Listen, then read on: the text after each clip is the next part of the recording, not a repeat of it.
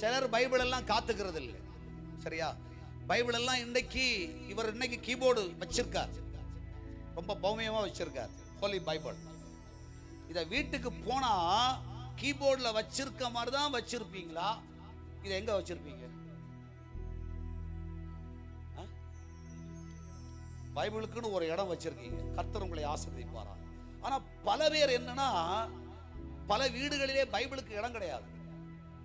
பிள்ளையோடு படிக்கிற படிப்பு இருக்க, புக் இருக்க, சந்திர மண்டலத்துக்கு போற மாதிரி கட்டி விடுவாங்க. அந்த புக்கெல்லாம் எடுத்துட்டு வந்தோட வாங்கி கொண்டு வைக்கிறதுக்கெல்லாம் இடம் இருக்கு.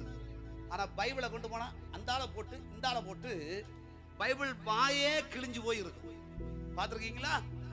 அதனாலதான் பலருடைய வாழ்க்கையில ஆசீர்வாதம் எல்லாம் கிழிஞ்சு போய், நஞ்சு போய், தொஞ்சு போய், தங்காம வாழ்க்கையில நிக்காம போகுது. வேத புஸ்தகத்தை ஒரு ஆமேன் சொல்லுங்க.